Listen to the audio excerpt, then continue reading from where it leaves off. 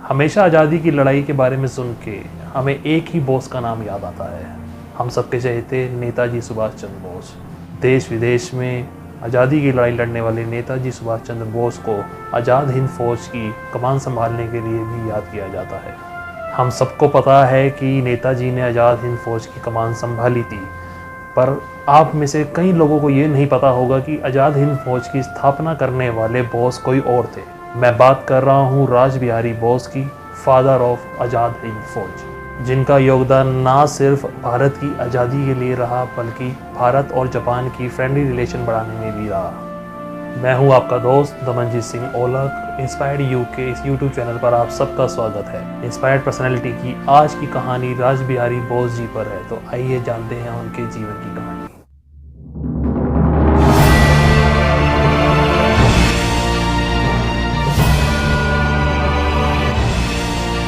भारत और जापान के रिश्ते बहुत टाइम से माने जाते रहे हैं। 19वीं शताब्दी के जापान में इंडियन पॉपुलेशन काफ़ी तेज़ी से बढ़ी, मगर इस रिलेशन में किसी ने चार चांद लगाए तो वो है रासबिहारी बोस जी। उन्होंने ना सिर्फ वहाँ पॉलिटिक्स बल्कि अपने एक ख़ास टैलेंट से भी अपनी एक अलग पहचान बनाई, जिसके निशान हमें जापान के रेस्टोरेंट्स में आज भी देखने को मिलते हैं। रासबिहारी बोस का जन्म 25 मई 1886 को एक बंगाली परिवार में हुआ था। उनका जन्म भारत के पश्चिम बंगाल के पूर्वा बर्धमान जिले में स्थित गांव सुबलदाहा में हुआ था। उनके पिता का नाम विनोद बिहारी बोस था, भुवनेश्वरी देवी उनकी माता थी। रासबिहारी बोस और उनकी बहन सुशीला सरकार का ज़्यादातर शुरुआती बचपन सुबलदाहा गांव में ही बीता। उनकी शुरू की स्टडी उनके दादा कालीचरण बोस की देखरेख में उनके गांव की पाठशाला में हुई, जो अब सुबलदाहा रासबिहारी बोस FP स्कूल के नाम से भी जाना जाता है। अपने दादाजी से कहानियाँ सुन के ही वो फ्रीडम फाइटिंग के लिए इंस्पायर हुए। गांव वालों का कहना था कि वो ज़िद्दी तो थे ही, साथ ही गांव वालों के लाडले भी थे। वो उन्हें प्यार से रासू बुलाया करते थे। 12 या 14 साल की उम्र तक वो वहाँ थे।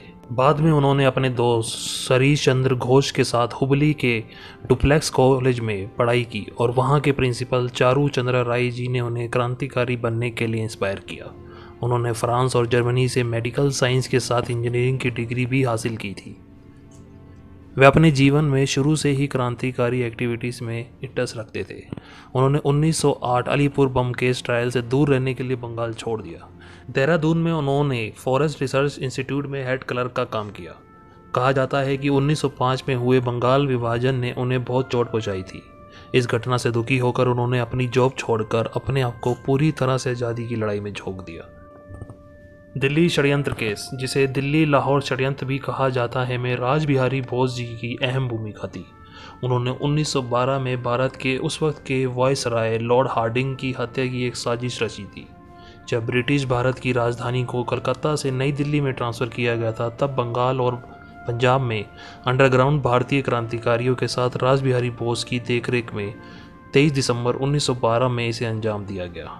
जब दिल्ली के चांदनी चौक में उस दिन एक ऑफिशियल जुलूस आगे बढ़ रहा था, तब उन्होंने वायसराय पर एक देसी बम पिकवाया था, जिसमें हाथी पर बैठे वायसराय खुद तो बच गए थे, पर उनके पीछे बैठा नौकर मारा गया था।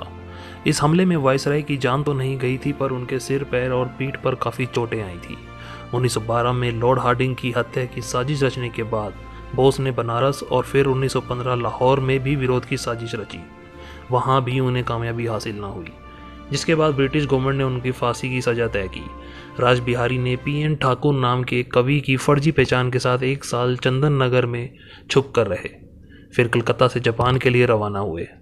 जून 1915 में उन्होंने जापान के खुबे शहर में कदम रखा, फिर वहां से टोक्यो के लिए रवाना हुए, जहां उन्होंने भारत की आज़ादी की लड़ाई को सपोर्ट करने वाले कुछ एशियाई नेताओं से संबंध बनाए, जिसमें सबसे खास थे मित्सुरू टोयामा। इस दौरान अंग्रेजी सरकार ने कई खुफिया एजेंसियों की हेल्प ली। टोक्यो में उनके होने का पता लगते ही उन्होंने जापान गवर्नमेंट को उन्हें वापस भेजने को कहा, मगर बोस वहां टोयोमा जैसे पावरफुल नेता के घर में ठहरे हुए थे, जिसकी वजह से उनको गिरफ्तार करना इतना आसान नहीं था।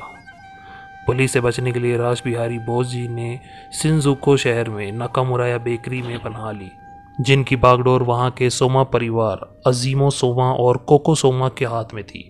उन्होंने ना सिर्फ रासबिहारी बोस जी को अपने घर के बेसमेंट में जगह दी, बल्कि उनकी गिरफ्तारी के डर को समझते हुए उन्होंने उनके रहने की खबर सिर्फ अपने चंद खास लोगों को दी।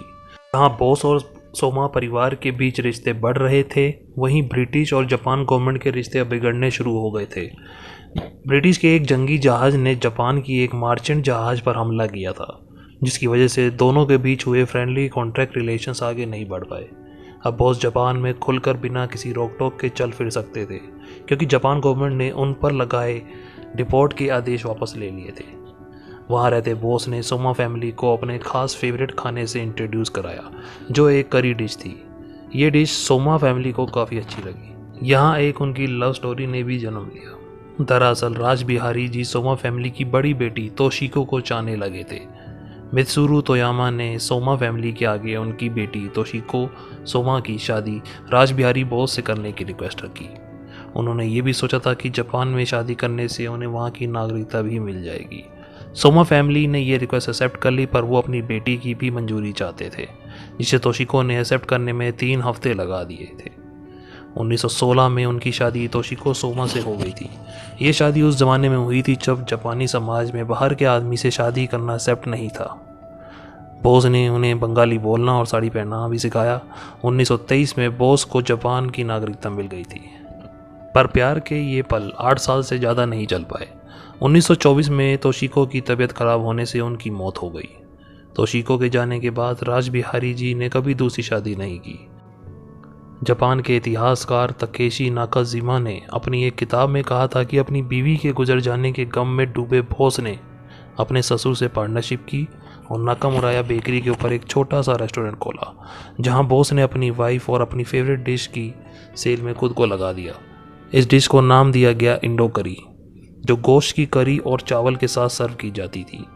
धीरे धीरे ये डिश पूरे जापान में फेमस हो गई और इसे जापान के स्टॉक एक्सचेंज में भी जगह मिल गई। इस डिश की सेल से मिले पैसों से राज बिहारी ने टोक्यो में इंडियन क्लब की नींव रखी। इस डिश से राज बिहारी दी बॉस ऑफ नाकामुराया के नाम से भी फेमस हो गए। उन्होंने न्यूज़पेपर्स और रेडियो की मदद से ब्रिटिश गवर्नमेंट के खिलाफ अपनी लड़ाई से जापानियों को रूबरू कराया। इससे मिले पैसे भारतीय क्रांतिकारियों की मदद के लिए भारत भेजे जाते थे। राज बिहारी जी की लिखी बातों को अब जापान वाले सीरियस लेने लगे थे। उन्हें भारत में हो रहे सभी क्रांतिकारी गतिविधियों की जानकारी थी। वर्ल्ड वॉर 2 के दौरान जब उनको सिंगापुर में 32,000 भारतीय सैनिकों के युद्धबंदी होने का पता लगा, तो उन्होंने बैंकॉक जाकर इंडियन इंडिपेंडेंस लीग की स्थापना की। जी हाँ, इन्हीं के सैनिक ग्रुप इंडियन नेशनल आर्मी के नाम से जाने गए। फिर मलया, चीन, जापान और थाईलैंड से और भी नेता आके इस मुहिम में हिस्सा लेने लगे और यहीं हम सबके प्यारे नेताजी सुभाष चंद्र बोस की एंट्री इंडियन नेशनल आर्मी में होती है। नेताजी सुभाष चंद्र बोस जर्मनी से सिंगापुर पहुंचे, जहां उन्होंने आर्मी की कमान संभाली और फिर आज़ाद हिंद फौज का गठन किया। 21 जनवरी 1945 को राज बिहारी जी हम सबको अलविदा कह के चले गए। 1943 में जापान सरकार ने उन्हें the second order of merit of the rising sun के बहुत ऊंचे सम्मान से सम्मानित किया था। 26 दिसंबर 1967 को भारत सरकार ने भी उनके सम्मान में एक डाक टिकट जारी किया था। आज पूरे जापान में राज बिहारी बोस जी की डिश की उतनी ही धूम है जितनी पहले थी। अगर कभी आपको जापान जाके वहाँ के रेस्टोरेंट में खाने का मौका मिले और वहाँ के मेन्यू में नाकामुराया इंडो करी का जिक्र मिले, तो इस महान फ्रीडम फाइटर को जरूर याद कीजिएगा और दिल से सैल्यूट कीजिएगा और इसे चखना ना भूलिएगा।